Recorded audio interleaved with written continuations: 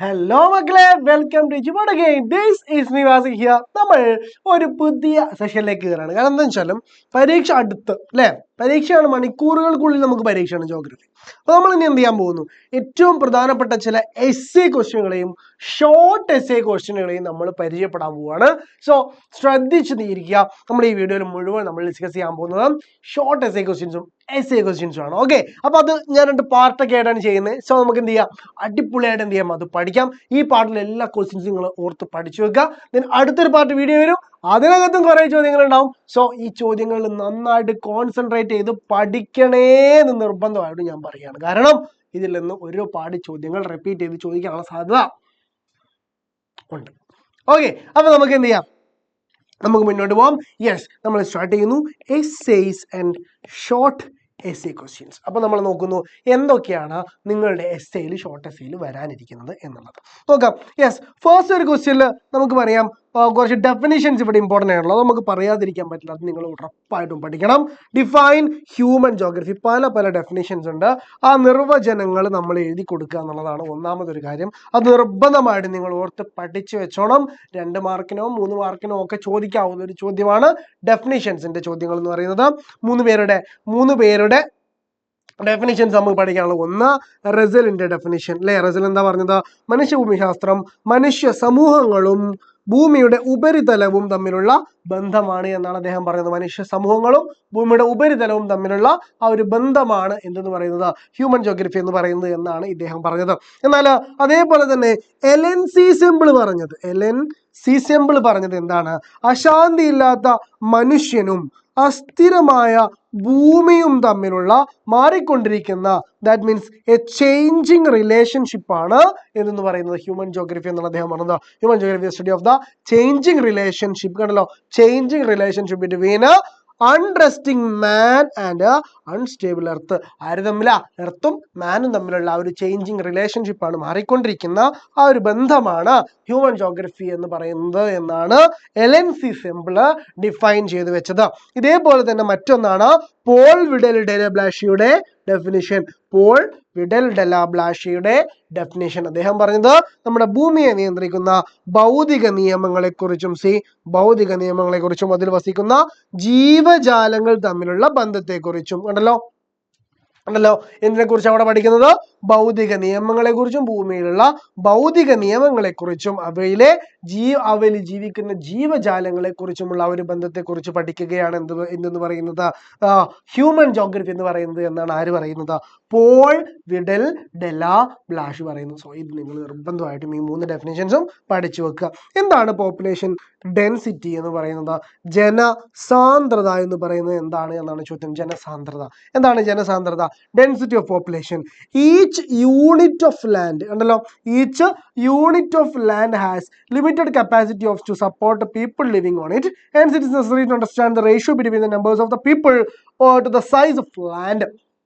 ഓരോ പ്രദേശത്തും എത്രത്തോളം ആളുകൾക്ക് താമസിക്കാൻ കഴിയും എന്നുള്ള ആ ഒരു കണക്കെടുത്ത് വെക്കുക, അത് വളരെ ഇമ്പോർട്ടൻ്റ് ആയിട്ടുള്ള കാര്യമാണ്. അതാണ് ഡെൻസിറ്റി ഓഫ് പോപ്പുലേഷൻ എന്ന് പറയുന്നത്. അപ്പോൾ നമുക്ക് എങ്ങനെ ഡിഫൈൻ ചെയ്യാം, ഡിഫൈൻ ചെയ്യുന്നത്, this ratio is density of population. This is usually measured to persons per square kilometre. ഒരു സ്ക്വയർ കിലോമീറ്റർ സ്ഥലത്ത് എത്ര ആളുകൾ താമസിക്കുന്നു എന്നുള്ളതിൻ്റെ കണക്കാണ് എന്തെന്ന് പറയുന്നത്, പോപ്പുലേഷൻ ഡെൻസിറ്റി എന്ന് നമ്മൾ പറയുന്നത്. ഓർത്ത് വെക്കുക. Right, 3 components of population change. Population ചേഞ്ചിന്റെ കോമ്പോണൻസ് 3 കാര്യങ്ങൾ കൊണ്ടാണ് പോപ്പുലേഷൻ ചേഞ്ച് ഉണ്ടാവാറ്. അതിനെക്കുറിച്ച് കൂടുതൽ എക്സ്പ്ലെയിൻ ചെയ്ത് എഴുതാൻ പറഞ്ഞാലും എഴുതാൻ പറ്റണം. നമുക്ക് 3 കാര്യങ്ങളെ കുറിച്ച് കൊണ്ടേ അതിൽ ചേഞ്ച് ഉണ്ടാവുള്ളൂ. 1 ബർത്ത് റേറ്റ് ആണ്, 2 ഡെത്ത് റേറ്റ് ആണ്, 3 മൈഗ്രേഷൻ ആണ്. ബർത്ത് റേറ്റ് എന്ന് വെച്ചാൽ ഒരു രാജ്യത്തെ ജനന നിരക്കാണ്, എത്ര പേര് ജനിക്കുന്നു എന്നതിന്റെ കണക്കാണ് ബർത്ത് റേറ്റ്. ഡെത്ത് റേറ്റ് എന്ന് പറഞ്ഞു കഴിഞ്ഞാൽ ഡെത്ത് റേറ്റ് എന്ന് പറഞ്ഞു കഴിഞ്ഞാൽ എത്ര പേര് മരണമടയുന്നു ഓരോ വർഷം എന്നുള്ളതാണ്, ഓരോ കാലയളവിൽ എത്ര പേര് മരണപ്പെട്ടു എന്നുള്ളതാണ് ഡെത്ത് റേറ്റ്. എന്നാൽ മൈഗ്രേഷൻ എന്ന് പറയുന്നത് ഒരു പ്ലേസിൽ നിന്ന് മറ്റൊരു പ്ലേസിലേക്ക് മൂവ് ചെയ്തു പോകുന്ന ആളുകളെ നമ്മൾ വിളിക്കുന്നതാണ് മൈഗ്രേഷൻ എന്ന് പറയുന്നത്. മൈഗ്രേഷൻ വേറെ, ഡെത്ത് ബർത്ത് വേറെ. ഓക്കെ, മറ്റത് രണ്ടും നാച്ചുറലാണ്, ഡെത്തും ബർത്തും നാച്ചുറലാണ്, മറ്റത് നേച്ചുറൽ അല്ലേ. ഓക്കെ, നമ്മളായിട്ട് ചെയ്യുന്ന കാര്യങ്ങളാണ് മൈഗ്രേഷൻ എന്ന് പറയുന്നത്. Prepare a brief note on geographical factors that influence the distribution of population. Population ഡിസ്ട്രിബ്യൂഷനെ സ്വാധീനിക്കുന്ന ആ ഡിസ്ട്രിബ്യൂഷനെ സ്വാധീനിക്കുന്ന ഫാക്ടേഴ്സ്, ജോഗ്രഫിക്കൽ ഫാക്ടേഴ്സിനെ കുറിച്ചാണ്, ഭൂമിശാസ്ത്രപരമായ ഘടകങ്ങളെ കുറിച്ച് ഒരു ലഘുകുറിപ്പ് തയ്യാറാക്കാൻ വേണ്ടിയിട്ടാണ് നമ്മളോട് പറഞ്ഞിരിക്കുന്നത്. ആ ഫാക്ടേഴ്സ് എന്ന് പറയുന്നത് ഒന്ന് ജോഗ്രഫിക്കൽ ഫാക്ടർ തന്നെയാണ്. അതിൽ പെട്ടതാണ് ജലലഭ്യത അഥവാ അവൈലബിലിറ്റി ഓഫ് വാട്ടർ എന്ന് പറയുന്നത്. രണ്ടാമത്തെയാണ് വെള്ളം അവൈലബിലിറ്റി ഉണ്ടാകുന്ന നിർബന്ധമാണ്, സ്ഥലങ്ങളിൽ ആളുകൾ ഉണ്ടാവുള്ളൂ അല്ലേ. രണ്ടാമത്തെ ഒന്നാണ് ലാൻഡ് ഫോംസ് അഥവാ ഭൂരൂപങ്ങൾ എന്ന് പറയുന്നത്. ഭൂരൂപങ്ങൾ എന്ന് നമ്മൾ പറയുന്നത് രണ്ടാമത്തെ കാര്യം. അതേപോലെ തന്നെ മറ്റൊന്നാണെന്ന് പറയുന്നത് നമ്മുടെ ക്ലൈമറ്റ് എന്ന് പറയുന്നത്. ക്ലൈമറ്റ്, കാലാവസ്ഥ അനുയോജ്യമായിരിക്കണം. ആളുകൾ എന്ത് ചെയ്യാൻ, ഒരു സ്ഥലം തിരഞ്ഞെടുത്ത് പാർക്കാൻ വേണ്ടിയിട്ട് കാലാവസ്ഥകൾ അനുയോജ്യമായിരിക്കണം. അതേപോലെ മറ്റൊരു പോയിന്റാണ് സോയിൽ, മണ്ണ്. നല്ല മണ്ണുണ്ടായിരിക്കണം. നല്ല മണ്ണുണ്ടെങ്കിൽ എന്ത് ചെയ്യാൻ പറ്റുള്ളൂ, കൃഷി ചെയ്ത് ജീവിക്കാൻ പറ്റുള്ളൂ. മനുഷ്യനൊരു കാർഷിക ജീവിയാണല്ലോ അല്ലേ. മനുഷ്യൻ കൃഷിക്ക് വളരെ പ്രാധാന്യം കൊടുക്കുന്ന ഒരു ജീവി വർഗമാണ് അല്ലേ. അപ്പൊ നമുക്ക് വേണ്ട വസ്തുക്കൾ, നമുക്ക് ഫുഡ് പ്രോഡക്ട്സ് നമ്മൾ കൃഷി ചെയ്തുണ്ടാക്കുക എന്നുള്ള നമ്മളെ കൾച്ചർ തന്നെ. അപ്പൊ ആ ഒരു കൃഷിക്ക് വേണ്ട ഏറ്റവും അനിവാര്യമായ കാര്യമാണ് അവിടെ നല്ല മണ്ണുണ്ടാവുക എന്ന് പറയുന്നത്. സോ ആ മണ്ണ്, സോയില് നമുക്ക് കൃഷിക്കൊക്കെ വേണ്ടിയിട്ട് സോയിൽ തിരഞ്ഞെടുക്കുക എന്ന് പറയുന്നത് മനുഷ്യന്റെ ജീവിതത്തിൽ പ്രധാനപ്പെട്ട ഒരു കാര്യമായിരിക്കും. അവന്റെ വീടകം ഉണ്ടാക്കുന്നതിനുള്ള അവന് വീട് അല്ലെങ്കിൽ അവന്റെ സെറ്റിൽമെന്റ് അല്ലെങ്കിൽ എവിടെ താമസിക്കണമെന്ന് താല്പര്യപ്പെടുന്നതിന്റെ വലിയൊരു കാര്യമായിരിക്കും എന്തെന്ന് പറയുന്നത് നമ്മുടെ ഇത്തരത്തിലുള്ള നമ്മുടെ മണ്ണ് സെലക്ട് ചെയ്യുക, മണ്ണ് ചൂസ് ചെയ്യുക എന്ന് പറയുന്നത്. ഓക്കെ, ദെൻ മറ്റൊന്ന് എക്കണോമിക് ഫാക്ടേഴ്സ് ആണ്. കണ്ടല്ലോ, സാമ്പത്തിക ഘടകങ്ങളാണ്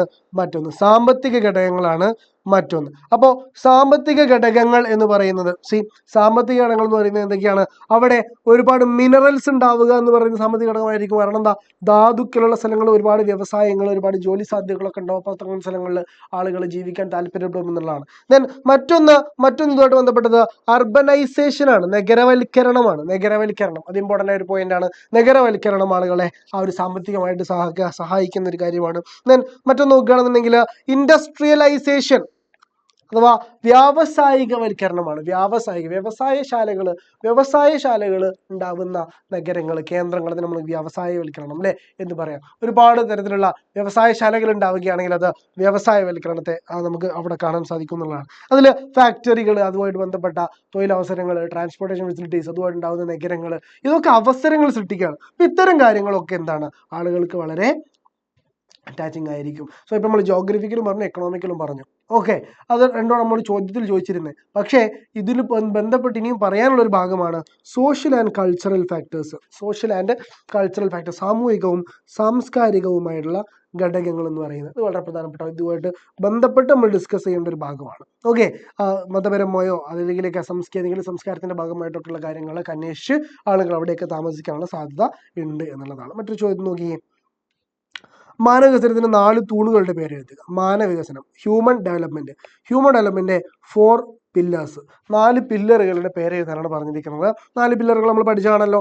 4 പില്ലറുകളാണ് മാനവ വികസനത്തിനുള്ളത്. ഒന്നാമത്തത് ഇക്വിറ്റിയാണ് അല്ലെ.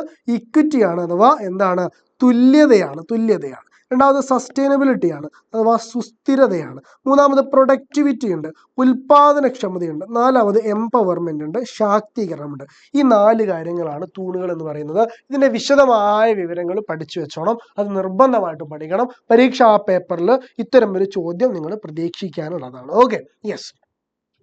ദെൻ പിന്നെ നോക്കുകയാണെങ്കിൽ മറ്റൊരു ചോദ്യത്തിലേക്ക് വരികയാണെന്നുണ്ടെങ്കിൽ ഒരുപാട് നമ്മളിപ്പോൾ ഈ പറഞ്ഞ കാര്യങ്ങളുടെയൊക്കെ എക്സ്പ്ലനേഷൻ ആണ് കേട്ടോ. ഇത് നിർബന്ധമായിട്ട് നിങ്ങൾ പഠിക്കണേ. ഓക്കെ, അപ്പോൾ ഇത്രയും ചോദ്യങ്ങളാണ് ഞാൻ എന്ത് ചെയ്യുന്നത്. അപ്പോൾ ഈ വീഡിയോയിൽ ഞാൻ ഡിസ്കസ് ചെയ്യുന്നത്. മറ്റൊരു വീഡിയോയിൽ നമുക്ക് വീണ്ടും കൂടുതൽ ചോദ്യങ്ങൾ നമുക്ക് മറ്റൊരു വീഡിയോയിലും കൂടെ നമുക്ക് ഡിസ്കസ് ചെയ്യാം. സോ സെറ്റായിട്ട് പഠിക്കണം. ഈ ചോദ്യങ്ങളൊക്കെ നിർബന്ധമായിട്ട് പഠിച്ചിട്ട് പോകേണ്ട ചോദ്യങ്ങളാണ്. കാരണം ഇതേ പരീക്ഷയ്ക്ക് എസ്എ ക്വസ്റ്റൻ ആയിട്ട് വരാൻ സാധ്യതയുള്ള ചോദ്യങ്ങളാണ്. ഓക്കെ, ആ സീരീസ് 2 നമുക്ക് ബാക്കി ചോദ്യങ്ങൾ പഠിക്കാം. So stay tuned. This is me Mazin signing off.